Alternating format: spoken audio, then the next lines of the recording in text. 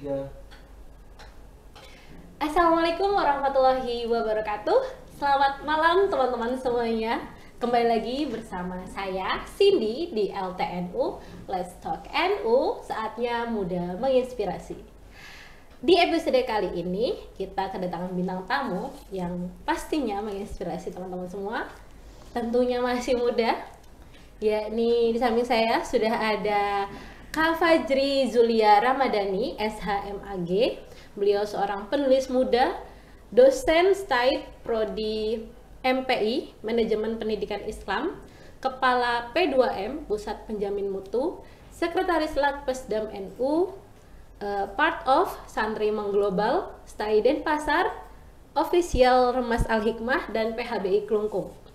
Prestasi yang sudah diraih, juara 1 Puisi Nasional 2019, iPrize Innovator Grant 2017 sebagai pendaftar terbaik Indonesia, dan memiliki 2 buku yang boleh banget teman-teman bisa beli. Di judulnya ABCD Perempuan pada tahun 2020 dan Resum Perasaan 2023. Langsung saja kita ke bintang tamu pada malam hari ini. Selamat malam Mbak Fajri. Selamat malam. Ini saya panggil Mbak Fajri, Mbak Zulia, Mbak Zulia. Mbak Zulia, oke. Mohon maaf sebelumnya ini ya. Apa kabar hari ini? Alhamdulillah baik sekali. Apa kabar dengan kesibukan yang ada di belakang? Luar biasa, terima kasih sudah diundang di LTNU. Kita yang sangat senang sudah bersedia menjadi bintang tamu malam ini. Kan tadi udah disebut nih, ada penulis, multitasking banget ya rasanya gitu.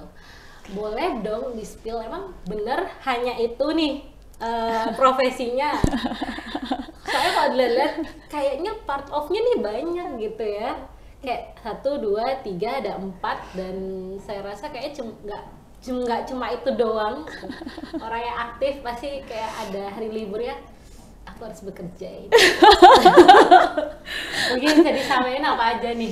Kalau misalnya aktivitas, kita bagi dulu breakdown. Ada aktivitas pekerjaan profesional, ada aktivitas sosial. Di aktivitas profesional memang aktivitas utamanya di dosen di Sekolah Tinggi Agama Islam Denpasar, Bali. Kemudian juga dan jabatannya, kemudian juga pendamping desa inklusi di 4 desa di wilayah Gianyar, perwakilan dari Lakpesdam PWNU Bali. Kemudian juga content writer di sebuah perusahaan IT di Jakarta.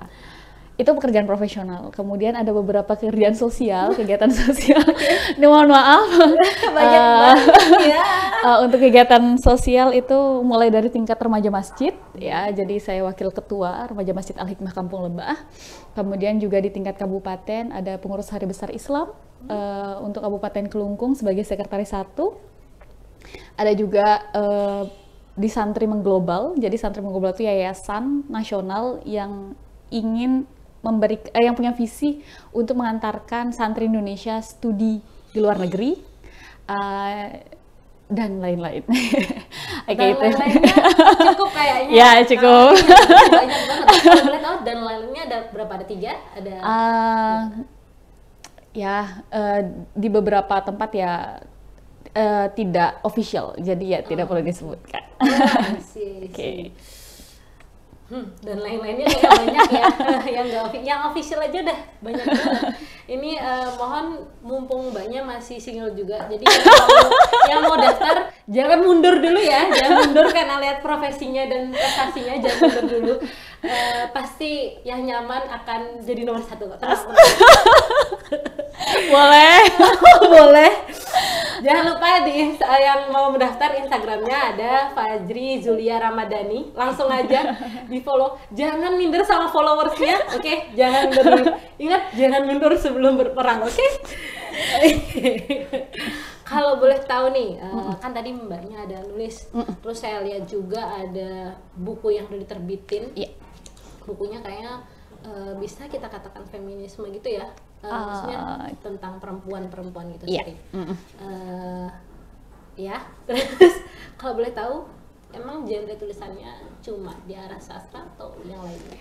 Karena kalau dibukukan lebih banyak memang buka sastra. Tapi kalau misalnya ada artikel ilmiah juga cukup banyak.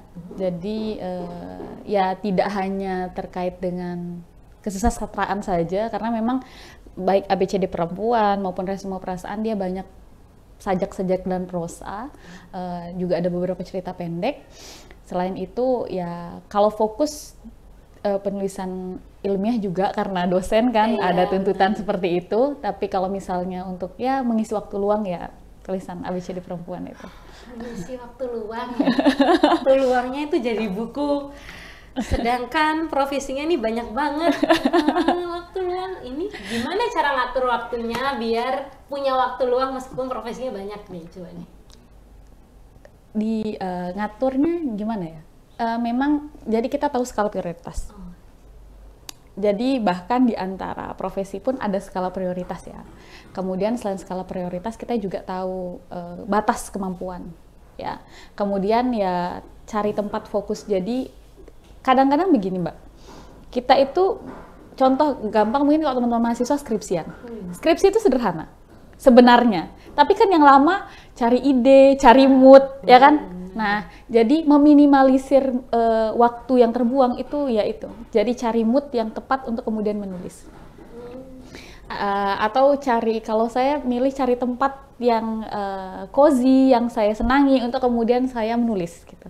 Atau menghabiskan aktivitas-aktivitas pekerjaan yang menghabiskan saya di depan laptop dan sebagainya itu. Kemudian ya sisa waktunya jangan lupa untuk have fun, nonton, terus kemudian nongkrong bareng teman gitu. Itu nggak boleh lupa karena harus balance. Balance itu untuk menjaga kewarasan. Ya, dan kebetulan karena memang saya ekstrovert 96% Mbak, ekstrovert saya. Jadi kemudian ketika bertemu orang baru, bertemu orang banyak, itu energinya bukan terserap tapi malah bertambah. Jadi kemudian maka aktivitas-aktivitas sosial yang banyak itu tidak membuat saya kemudian lelah tapi malah membuat saya semangat. Itu sebenarnya salah satu alasan kenapa kemudian saya aktif di beberapa tempat gitu. Berarti justru aktif itu bikin makin semangat ya? Iya, betul. Oke, buat teman-teman introvert mungkin bisa lah geser dikit introvert ya, aja nggak apa-apa gitu. Daripada kita ketemu orang terus habis energi kita, bandingkan kalau kita ketemu orang tuh makin semangat kayak gitu. Balik lagi ke genre tulisan tadi.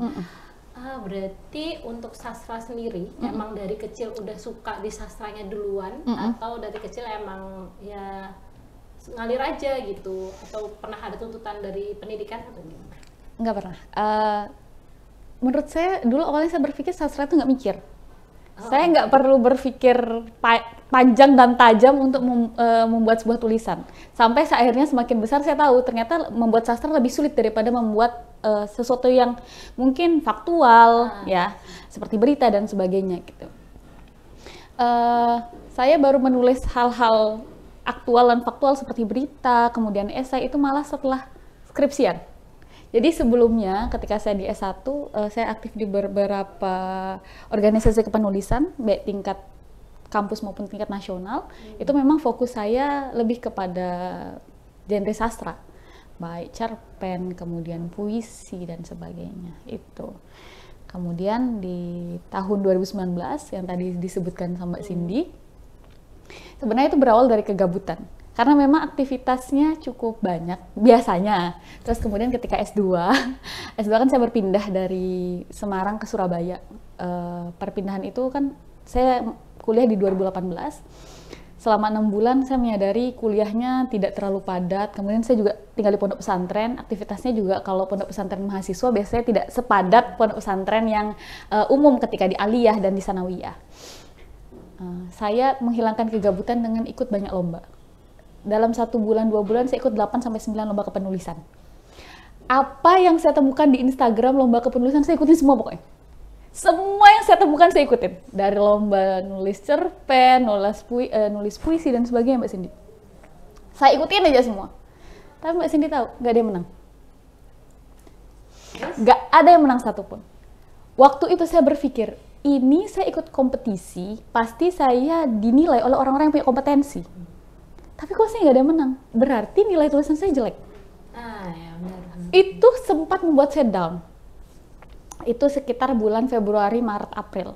3 bulan itu ya, mulai dari lomba sampai mulai pengumuman itu ya. Ada satu lomba Mbak Cindy yang kebetulan dia jarak pendaftarannya 3 bulan. Dan saya kebetulan mendaftarnya di 1 bulan awal. Jadi masih cukup lama ya untuk kemudian sampai ke tahap pengumuman. Ini tinggal 1 aja. Dan saya nggak berpikir akan bagaimana. Cuma saya husnuzonnya gini, ini kayaknya saya nggak dimenangin semua, kayaknya mau dapet juara. Cuma nyeletuk. Awalnya cuma nyeletuk sepintas untuk menghibur diri. Sepintas untuk menghibur diri. Ternyata benar, saya masuk final 20 besar. 20 besar masuk final, karena itu lomba cipta puisi. Di finalnya saya harus membaca puisi yang saya ciptakan. Saya record, kebetulan record di studio, kebetulan ada keluarga yang punya studio, saya record. Hari pertama gagal karena saya lupa. Walaupun saya nulis, tapi karena banyak yang ditulis, saya lupa juga saya nulis apa. Saya coba hafalan, hari ketiga saya mulai tag video. Lomba itu mengharuskan, jadi ada lomba juara, ada lomba favorit biasa ya. Kalau favorit harus banyak like. Saya tuh berpikir gini, udahlah daripada nggak ada menang sama sekali, saya kemudian bagikan link itu untuk kemudian di like sama banyak orang. Waktu itu awalnya saya dapat 400-an like, paling tinggi di antara yang lain. Di hari terakhir, di hari 1-2 terakhir itu ada satu video yang naik drastis mengalahkan saya sekitar 21, dan itu saya nggak sanggup lagi untuk mengalahkan. Udahlah, ini udah nggak dapet juara 1, 2, 3, nggak dapet favorit juga. Awalnya mikir begitu. Subuh-subuh saya di chat sama kakak kelas. Congratulations girl, you deserve it. Jadi saya dapat juara 1 lomba puisi nasional yang memberangkatkan saya berangkat ke Singapura, Malaysia, Thailand secara gratis dengan uang saku 1 juta rupiah. Tahun 2019 itu pengalaman pertama saya perjalanan ke luar negeri secara gratis karena menulis. Berarti belum tentu kita punya kegagalan yang bertubi-tubi itu endingnya bakalan tetap gagal, nggak juga. Ternyata Hal Indah emang butuh waktu untuk datang. Betul sekali. Hal Indah butuh waktu untuk datang. Dan ternyata semua tulisan kita, tulisan tuh nggak ada yang buruk, tapi tulisan tuh butuh waktu untuk kemudian menemukan tempatnya untuk menjadi yang bagus. Maka itu awal kenapa ada buku ABCD Perempuan. Jadi buku ABCD Perempuan itu adalah salah satu kepercayaan diri saya setelah lama tidak percaya diri bahwa tulisan saya layak untuk dibaca banyak orang. Itu makanya ABCD Perempuan kenapa sampai Mbak Cindy bilang di highlight banget, karena memang ada sejarah panjang. Sejarah panjang emosional ya, sejarah emosional gitu. Dan saya nggak pernah nyangka, karena punya beberapa teman yang menulis ABCD Perempuan itu di tahun 2020 bahkan baik secara online maupun offline itu diundang di banyak tempat untuk bedah buku. Banyak tempat, sampai saya juga heran, teman-teman saya juga beberapa ada yang menulis tapi nggak sampai diundang untuk kemudian membicarakan tulisannya. Makanya ABCD Perempuan ini satu step langkah saya, benar-benar saya memberanikan diri untuk bilang saya penulis. Begitu. Jadi langkah awal benar-benar yakin kalau profesinya menulis dari si ABCD. Iya, anak pertama saya. Bukunya sangat berkesan. Berarti jangan lupa dibeli. Bisa dibeli di mana? Di mana ya? Di Shopee sebenarnya ada. Di Shopee, di Tokopedia juga ada. Jangan lupa dicari ABCD Perempuan. Karyanya Fajri Zulia Ramadhani. Jangan sampai salah. Jangan beli yang bajakan, beli yang asli. Berarti tulisan yang di highlight kan ada 2. Iya, sekarang. Yang pertama tuh punya cerita emosional. Iya. Sejarahnya bagus banget, menginspirasi. Saya juga terinspirasi di sini pastinya. Terus kalau yang kedua nih, resume perempuan ya? Resume perasaan. Resume perasaan, sorry. Yang resume perasaan. Saya buka contekan dulu. Yang resume perasaan. Kisah dibaliknya gimana? Gak ada. Kalau resume perasaan ini lebih kepada sebenarnya itu tulisan-tulisan yang terkumpul ya setelah kemudian buku ABCD Perempuan. Kan orang suka tanya, Zulia setelah ABCD Perempuan apakah selanjutnya ABCD laki-laki? E, F, G, H gitu atau sebagainya dan sebagainya.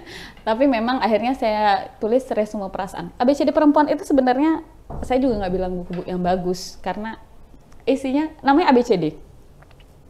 Di dalamnya tuh ada alfabetis A sampai Z judulnya, dari A sampai Z tentang perempuan. Awalnya mau berjudul serba-serbi perempuan, cuma serba-serbi itu kayaknya nggak cukup eye-catching untuk kemudian jadi judul yang baik. Gitu. Kurang romantik lah ya. Kemudian saya awalnya A sampai Z, tapi kan saya berpikir lagi, kita secara alfabetis kalau ngomong alfabet itu nggak AZ, tapi ABCD. Ya kan? ABCD itu representasi dari A sampai Z atau alfabet. Ya nggak? Nah, kemudian maka hadirlah buku ABCD perempuan. Jadi orang mengiranya ABCD saja, enggak, itu A sampai Z. Yang terakhir Z-nya itu adalah Zulia penulis. Oh, oke. Itu. Jadi kalau resume perasaan itu lebih kepada kumpulan-kumpulan perasaan random. Baik dari sudut pandang perempuan dan laki-laki terhadap perasaan apapun. Sedih, marah, senang, bahagia, patah hati dan sebagainya gitu. Kalau kalau ABCD perempuan lebih kepada banyak pengalaman-pengalaman perempuan yang dialami perempuan atau yang dialami laki-laki tentang perempuan gitu. Jadi ABCD perempuan bukan hanya buku untuk perempuan. Bahkan saya baru kemarin tertawa ketika ada tulisan di salah satu platform nasional itu mengutip tulisan saya terkait dengan cara peka terhadap pacar. Mengutip buku di ABCD perempuan. Saya baru sadar kemarin karena ada seorang adik yang kemudian mengirimkan screenshotan bahwa ada tulisan kutipannya jelas dikutip di buku ABCD perempuan Fajri Zulia Ramdhani. Saya sampai nggak sadar ini tulisan yang mana yang dia kutip. Jadi cara peka terhadap itu. Jadi itu isi randomnya di buku ABCD perempuan seperti itu. Udah ya, ke spill dikit ya tadi ada tentang tips pacaran gitu ya. Bisa dong, dibeli dong bukunya bisa. Jadi kan saya udah bantu promosi, jangan lupa ya Mbak percaya. Siap. Berarti tadi saya dengar ada sisi laki-lakinya nih. Di baik ABCD perempuan maupun resume perasaan. Ambil sisi laki-laki itu dari mana? Karena kan kalau yang perempuan ya diri sendiri ya gitu. Terus ambil sisi dari laki-laki itu dari mana? Buku itu kan gak cuma pengalaman. Dia bisa jadi imajinasi karangan, bisa jadi hasil riset, bisa jadi observasi. Hasil observasi. Jadi ya banyak hal itu dari hasil observasi, baik observasi kepada teman atau riset-riset secara acak di media sosial dan sebagainya gitu. Atau ketika saya memposisikan diri, kalau saya jadi laki-laki itu. Gimana? Kadang-kadang memang banyak hal itu kalau di ABCD perempuan memang lebih banyak dia membicarakan subjeknya adalah perempuannya. Misalnya sakit kan haid. Yang tidak semua laki-laki paham kalau haid itu ada yang tidak sakit, ada yang sangat sakit. Sakitnya sangat sampai ada beberapa yang harus sampai ke UGD misalnya. Tuh, jadi ada juga misalnya banyak hal. Aku menjadi perempuan, itu ya jadi perempuan. Gitu. Ini kayak perlu banget ya. Itu buat kalian yang mau mempelajari perempuan gak usah tebel-tebel bukunya, cukup ke ABCD perempuan atau resume perasaan. Oke, apa cuma 2 itu aja yang udah terbit? Karena saya rasa enggak deh. Seorang dosen. Kalau buku solo itu baru 2. Kalau buku tidak solo artinya bersama yang lain. Karena sebagaimana saya tadi ceritakan, 8 itu kan 8 lomba tadi itu walaupun tidak menang 1 2 3 itu biasanya masuk ke tulisan terpilih. Iya, tulisan terpilih kemudian jadi antologi. Karena itu, karena waktu itu pernah ada yang minta profilnya, ini bukunya ini aja, enggak, tapi saya lupa judulnya apa saja, karena memang banyak, ada berdoalah, ada apa, cuma memang solo puisi-puisi banyak juga antologi, ada juga beberapa buku yang bersama teman-teman yang lain. Jadi kalau misalnya anak beneran yang sendirian itu yang ABCD perempuan dan resume perasaan, gitu. Saking sayangnya sama kepenulisan ya, bukunya sampai dianggap anak sendiri. Keren banget ini. Tapi berarti kenapa masih ngerasa buruk? toh dari karya-karya yang nggak menang juara 1, 2, 3 kan masih diterima untuk masuk ke buku Penulisan. orang lain kayak gitu. Karena tidak masuk ke 3 besar yang itu loh Mbak. Jadi kan bahkan secara gampang kalau orang mau menilai tulisannya bagus ya menang juara, ya nggak? Ya benar. Bahkan tulisan yang kemudian ABCD Perempuan itu juga itu kan tulisan lama sebenarnya, banyak yang tulisan lama, cukup panjang lah untuk kemudian nulis itu gitu. Itu juga PD-nya kan setelah saya punya kualifikasi setelah diuji oleh orang yang kompeten gitu. Jadi makanya kemarin saya akhirnya memberanikan diri untuk itu ya karena kemudian merasa cukup lah untuk kemudian ya kayaknya tulisan saya layak lah dibaca orang gitu. Oke. Keren banget ya. Kalau bisa jadi dosennya di Staid kan? Itu rumahnya tinggalnya kan di Kelungkung. PP setiap hari kah? Iya, selama kalau mengajar atau aktivitas di kampus PP. Jadi rumah saya ke kampus itu 38 kilo. 1 jam lah kalau misalnya dengan traffic ya, dengan lalu lintas 1 jam, balik lagi 1 jam. Kadang-kadang kalau misalnya di Staid kan ada kelas malam. Jadi kadang-kadang saya jam 10, jam 11 malam baru kembali ke rumah. Perjalanan, ya itu salah satu bentuk pengabdian saya kepada ilmu. Oke. Kenapa nggak milih cari tempat tinggal di dekat kampus? Kan dosennya jadi profesi utama kan ya gitu. Kenapa ya? Karena memang mungkin karena di Kelungkung juga ada aktivitas-aktivitas yang tidak bisa ditinggalkan. I see. Ya karena aktivitas-aktivitas sosial itu gitu. Jadi di beberapa kesempatan kayaknya lebih mending di rumah. Ngajar itu 6 hari atau 5 hari itu Tergantung SKS. Kalau semester kemarin cukup 4 hari ya ngajar. Kalau misalnya hari ini di semester ini cukup 1 hari dan itu saya bersyukur sekali 1 hari saja. Jadi alhamdulillah di semester ini cukup senggang lah kalau misalnya ini senggang. Cukup senggang berarti bakalan ada lagi yang diterbitin baru lagi ya. Semoga ya. Gabutnya tuh jadi buku, gabutnya tuh jadi prestasi gitu loh. Kayak gabut dengan padat itu bisa bilang waktu gabut lagi. Kayak keren banget multitaskingnya gitu. Kan punya banyak aktif di beberapa hal gitu kan, bukan beberapa tapi banyak banget kan. Pasti ada sometimes ini ada resikonya yang diterima, kayak harus nggak datang ke sini dulu, prioritasin yang isi dulu. Gimana sih cara biar semuanya tuh balance gitu? Ya itu balik lagi ke prioritas. Kadang-kadang kan ketika kemudian kita dimintai tanggung jawab sesuatu kan, saya tuh kalau misalnya diminta kayak hari ini gitu, saya bilang saya khawatir kalau misalnya jaraknya 1 minggu itu, saya khawatir tiba-tiba saya harus ada kegiatan lain. Iya, kadang-kadang makanya saya selalu pilih weekend. Kalau weekend kan tidak di hari kerja, kemudian kemungkinan banget besok saya berangkat ke Jakarta 5 hari. jadi maksudnya seperti itu gitu. Jadi kita tahu dulu prioritas. Tadi itu ya, jadi kita punya skala prioritas terhadap pekerjaan, kemudian organisasi sosial dan sebagainya gitu. Terus kemudian skala kegiatan, ya skala kegiatannya, kemudian memperhitungkan untung ruginya, maksudnya ketika kekurangannya ketika kita tidak hadir dan keuntungannya ketika kita hadir gitu. Itu selalu saya perhitungkan.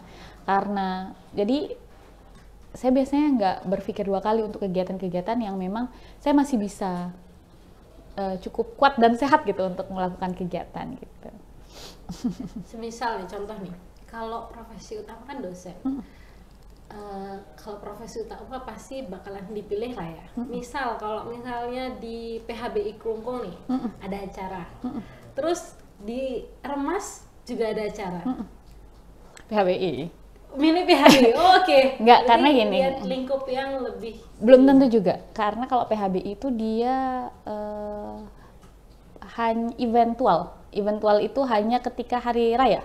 Oh, I Ya kan, see. hari raya atau kegiatan-kegiatan yang menuntut gitu. Kalau diremas, kita kan bisa di banyak kesempatan ya. Dan bahkan memang kegiatan-kegiatan PHBI itu berselingkup juga dengan di remaja masjid.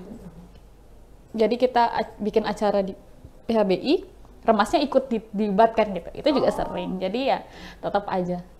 Selama ini memang di beberapa kegiatan memang ada benturan, tapi nggak pernah yang sampai apa ya, nggak sampai merugikan tuh memilih enggak. salah satu. Tahu inilah. Pernah suatu ketika saya diminta jadi juri untuk penyuluh agama Islam di Kelungkung, kepenulisan gitu. Saya ditelepon ketika waktu itu di Jogja, ini kan KKL mahasiswa. Saya ditelepon, saya bilang, Bapak mohon maaf, ini sekarang sih tidak ada kegiatan, saya mohon maaf sekali, takutnya tiba-tiba saya disuruh ke Jakarta, tiba-tiba saya suruh kemana gitu. Karena kalau memang teman-teman kalau misalnya tahu saya aktivitas misalnya follow IG gitu ya, saya cukup sering loncat-loncat kemana-mana gitu.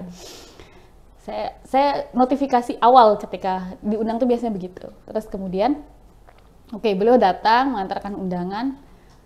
H-2 sebelum kegiatan saya di chat pimpinan bahwa saya ada undangan lain dengan skala yang lebih besar, dengan tanggung jawab saya sebagai ketua kepala P2M gitu, kepala P2M gitu. Akhirnya mana? Ya sudah, tanggung jawab saya ketika saya diminta menjadi Dewan Hakim itu kan itu aktivitas sosial di luar profesi utama. Akhirnya saya datang kembali ke pengundang, saya mohon maaf. Saya menyampaikan bahwa tidak dengan kesengajaan, tidak bermaksud apapun, tapi memang ini kehormatan dan mohon maaf saya harus memilih. Dan beliau belum mengerti. Itu salah satunya gitu. Saya awalnya cukup, wah gimana ini, tapi kalau nggak hadir ini juga tidak mungkin gitu. Di hari yang sama, di aktivitas yang di hari yang sama gitu. Kayak saya bilang, andai kata mundur 1 hari atau maju 1 hari, saya akan usahakan. Tapi karena ini di waktunya bener-bener sama, di hari yang sama dan nggak mungkin saya kembali ke Kelungkung gitu, ya saya minta maaf. Gitu. Jadi bahkan ketika ada aktivitas pun kita punya etika untuk kemudian menolak, untuk kemudian menyetujui gitu terkait undangan, terkait kegiatan yang diminta. Berarti ya emang harus transparansi ya sama profesi aslinya. Kalau misalnya nggak transparansi kan pasti bakalan kayak emang bener dia mau ke sana kayak gitu kan ya. Namanya manusia pasti ada pikiran ya, nggak pikiran kayak iya emang gitu loh. Kayak ada negatifnya dikit aja nggak boleh banyak gitu ya. Sulit nggak sih? Oh gini aja, kalau sulit kayaknya saya rasa enggak ya kalau sulit gitu. Capek nggak sih di multitasking ini? Capek kadang-kadang. Bahkan sampai, saya tuh suka ngeluh, apalagi ketika aktivitas padat ya. Pernah di tahun 2022, saya berangkat ke Jakarta bolak-balik. 1 bulan itu saya naik pesawat sampai 10 kali. 4 kali ke Jakarta, Denpasar, Denpasar Surabaya gitu. Dalam 1 bulan saja, belum di bulan yang lain. Saya ke Lombok, kemana gitu. Saya sampai ngeluh, capek banget gitu. Aduh capek ya gitu. Sampai ngeluh yang bener-bener, karena waktu itu sempat sakit. Jadi saraf di punggung ini sempat kena karena kan motoran, kemudian aktivitasnya monoton, ngetik dan sebagainya, itu kan sampai kena saraf. Tapi ya karena memang senang, jadi ya ketika ngeluh ya ketika itu aja. Jadi setelahnya tetap aja dijalanin gitu. Terus ayah saya bilang gini, ketika saya ngeluh terus bilang gini, dianggap kehormatan ya. Di posisi ini belum tentu semua orang punya kesempatan yang sama. Jadi yang ada hari ini disyukuri gitu, dilakukan semaksimal mungkin, dianggap sebagai kehormatan. Sehingga kemudian ketika kita menjalaninya tidak senewan lah, tidak kemudian ngerutuk ya. Tidak ngerutuk, kemudian tidak merasa capek dan sebagainya, mengeluh gitu. Anggap kehormatan. Susah loh itu. Buat memperbaiki mindset itu susah banget. Apalagi kalau ada orang yang punya sifat yang gini, enggak aku tuh kayak gini, itu udah susah banget kayaknya ya. Kadang tuh kalau misalnya ada temen lagi down gitu, terus dia ngeluh gitu, emang kalau ngeliat orang ngeluh tuh rada gini ya, rada risih kan. Emang jadi wajar kalau waktunya kita ngeluh terus ada yang bilang ngapain sih ngeluh, itu wajar karena ngeliat orang ngeluh itu risih gitu. Kayak jadi kamu ngeluh tapi masih ngejalanin itu gitu loh, jadi risih memang. Tapi kan kadang-kadang orang pengen didengerin aja. Gitu loh. Jadi ya kalau saya ada temen yang ngeluh gitu, duduk sini, udah makan belum? Kayak gitu, kita aja tanya makan kan, udah makan belum gitu. Atau orang ngeluh tuh sebenarnya bukan butuh dibilang semangat, bukan, tapi lebih butuh dibantu. Kamu udah makan belum? Kayak gitu, bantu kecil-kecil aja gitu. Kayak ajak jajan bareng atau apa gitu sebenarnya ya sih. Kalau kita capek sebenarnya cuma butuh dibantu aja. Nggak perlu typing yang semangat panjang banget sih emoticon ayo gitu ya, sometimes emang butuh tapi ya nggak usah panjang-panjang. Lebih butuh makanan dengan airnya gitu, Digofoodin. digofoodin, atau tiket nonton nih mungkin kurang hiburan kayak gitu, atau tiket staycation di mana ya nggak sih, yang dibutuhkan itu bukan cuma ucapan semangat enggak cuma gitu, apalagi pakai stiker semangat gitu doang, kayaknya semangatnya cuma di online jadinya ya. NU di sana di Kelungkung nih, kalau boleh tahu boleh di spill dikit. Pasti nggak cuma satu ya, di sana pasti banyak banget orang Islamnya beragam, terus ada agama lain juga beragam. Terus saya lihat juga kayaknya di platform yang di part of itu kayaknya bagus banget, maksudnya aktivitasnya di PHBI dan lain sebagainya itu kayaknya baik-baik aja gitu, nggak ada something else yang mempermasalahkan gitu. Iya. Itu kalau kan PHBI itu saya ini panitia Hari Besar Islam. Kalau misalnya mungkin kalau kita di pondok itu sangat familiar dengan istilah-istilah PHBI untuk teman-teman yang berpanitia di kegiatan hari raya. Nah, PHBI ini kalau di Kelungkung itu di SK-kan Bupati. Di SK-kan Bupati untuk orang-orang jadi kita mengurus perayaan umat Islam sekelungkung. Perayaan, karena kan kalau mungkin di beberapa daerah mungkin di Denpasar perayaan hari besarnya kan beda-beda ya, di tempat-tempat ini, di tempat ini, di tempat ini ya. Gitu. Kalau di Kelungkung enggak. Kelungkung itu kabupaten pertama, kabupaten yang punya komunitas muslim tertua di Bali, di Kampung Gel-Gel. Dan di Kelungkung itu ada 5 kampung Islam. 5 kampung Islam ini 5 kampung yang kuno. Bukan kampung yang baru karena orang-orang baru datang, enggak, dia sudah ada ratusan tahun yang lalu. Aktivitas di PHBI itu lebih kepada koordinasi dengan pimpinan terkait terkait dengan perayaan-perayaan yang ingin perayaan baik Idul Fitri maupun Idul Adha yang ingin dilakukan oleh Muslim Kelungkung. Di Kelungkung itu ada rajanya, karena ada kerajaan Puri Agung Kelungkung, kemudian ada Raja Kelungkung. Harmonisnya sejak dari zaman bahula, sejak zaman dari kerajaan sampai sekarang, itu masih sampai sekarang. Jadi di kesempatan mungkin kalau teman-teman lihat Instagram saya, walaupun tidak semuanya yang saya highlight, itu memang bahkan ketika selesai sholat Id, orang Muslim itu ditunggu oleh bupatinya untuk diucapkan selamat hari raya. Di bupatinya mengucapkan selamat hari raya, sebagian berfoto bersalaman dengan bupati. Setelah itu kita berbondong-bondong ke Puri Agung Kelungkung yang kebetulan di depan lapangan untuk sholat Id. Buat salam-salaman kepada Raja Penglingsir, tetua di beliau itu berjejer untuk kita salami. Semacam open house ya, semacam open house gitu. Nanti agak siang, kalau di tahun 2022 agak siang, para tokoh masyarakat yang Muslim itu akan datang berkunjung gitu, membawa buah dan sebagainya, istilahnya ngejot lah ya ke Puri, kemudian ya saling bertukar ya, bercengkrama, berkomunikasi gitu, bersilaturahmi gitu. Dengan itu, bahkan di perayaan takbiran keliling yang buka Bupati Kelungkung, kemudian Raja Kelungkung yang kemudian memberikan kesempatan istilahnya membuka ya, membiarkan lewat itu. Jadi yang menjaga keamanan ya pecalang juga. Jadi hubungan di Kelungkung itu antara umat beragamanya sangat erat sekali, apalagi terlihat ketika momen-momen hari raya. Gitu. Makanya itu yang salah satu kesukaan saya ketika di Kelungkung itu. Jadi ketika melakukan aktivitas-aktivitas PHBI dan sebagainya, saya merasa sekali bahwa bagaimana keterkaitan kita sebagai Muslim dan juga umat beragama lainnya di Bali. Gitu. Kita tuh sempat ya ke LTNPW ini sempat bikin acara podcast juga di sana. Pas waktu kita ke sana adalah kita pasti hari dimana kita bisa explore itu beberapa. Saya tuh minggu pagi kebetulan di sana diajak sama teman saya yang asli sana juga. Dia ngajak saya jogging awalnya, tapi ya mohon maaf karena saya tidak persiapan jogging, jadi saya pakai jubah ke sana ya. Saya ngelihat dia yang bisa say hi hampir semua orang yang jogging itu dia kenal ya. Oh itu ini kok, oh itu ini, oh ini tetangga tuh ini. Kok kamu tahu gitu? Apa kamu sensus penduduk di sini kah gitu?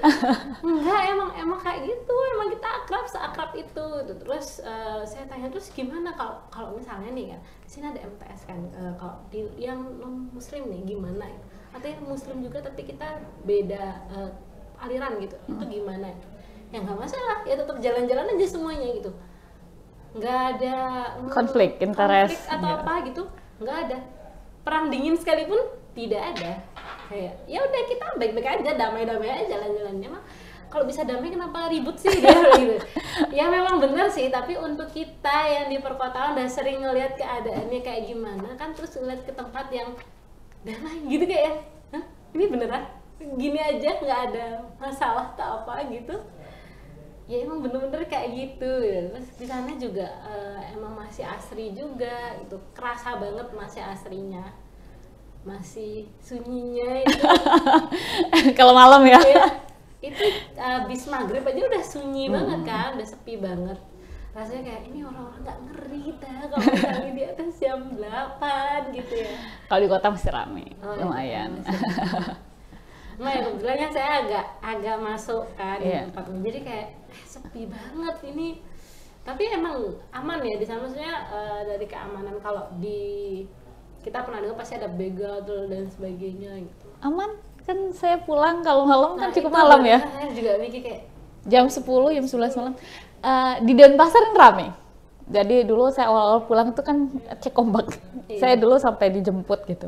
Awalnya dijemput, terus saya cek ombak rame, apalagi jalan bypass. Kita kan ada jalan bypass tuh rame, cukup rame. Mungkin agak sedikit gelap ketika mulai masuk ini ya. Masuk Kelungkung. Masuk Kelungkung udah mau masuk ke kotanya juga gelap. Tapi tetap banyak aja ada motor sama mobil, nggak pernah ada masalah. Alhamdulillah saya dari dosen 2,5 tahun, hampir 3 tahun. Kalau pulang malam nggak pernah ada apa-apa. Alhamdulillahnya, dan nggak pernah juga mendengar kasus terkait itu juga. Alhamdulillahnya nggak pernah. Gitu. Ngeri juga, soalnya itu jauh banget loh. Tempatnya masih bener-bener asri gitu loh, masih desa gitu. Meskipun orang-orangnya ipteknya udah maju, tapi suasana itu masih bener-bener suasana desa banget gitu. Ya benar. Mungkin yang terakhir ya. Nanti mungkin kita bisa ngobrol-ngobrol lagi di lain waktu. Tenang, nggak usah ngamuk dulu, tenang aja gitu. Mungkin yang terakhir, minta dong tips atau pesan buat teman-teman yang abis nonton video ini langsung semangat, aku mau multitasking juga gitu. Mungkin ada kan, aku juga mau multitasking gitu. Makin semangat lagi, mungkin dari kakaknya. Multitasking itu sebenarnya nggak baik juga. Cuma kalau misalnya dalam artian kemudian kita sampai mengabaikan, menjadi tidak fokus dan mengabaikan gitu. Yang paling baik adalah ketika kamu mulai melakukan sesuatu, maka kamu harus komitmen untuk melakukannya sampai selesai, melakukannya sampai tuntas. Itu yang paling penting. Sehingga kemudian kepercayaan orang lain, kemudian cara orang lain memandang kita, menganggap kita mampu, ya karena komitmen kita itu. Jadi multitasking itu berasal dari kita melakukan sesuatu secara komit, sehingga kemudian orang percaya untuk memberikan kepercayaan kepada kita. Itu. Okay. Nah, sebelumnya maaf ini ya, saya panggil Mbak karena masih single ya. Teman-teman yang mau mau daftar jangan lupa di Instagramnya aja dulu, Instagram dulu ya, nggak usah kemana-mana. Di Instagramnya di Fazri Zulia Ramadhani, boleh gitu. Jangan mundur karena prestasinya atau karena profesinya, jangan mundur. Ingat ya, nyaman nomor 1. Terima kasih atas kesempatannya. Terima kasih juga. Mohon maaf kalau ada perkataan maupun perbuatan saya yang kurang berkenan. Mohon maaf juga. Keren banget bintang tamu kita pada malam hari ini. Jangan lupa komentar di bawah kalau misalnya ada rekomendasi bintang tamu lainnya yang mau kalian undang di LTNU. Kita siap untuk berkoordinasi dengan beliau-beliau semua. Jangan lupa follow akun media sosial kami di bawah ini. See you di episode selanjutnya. Terima kasih. Wassalamualaikum warahmatullahi wabarakatuh. Waalaikumsalam warahmatullahi wabarakatuh. Hey.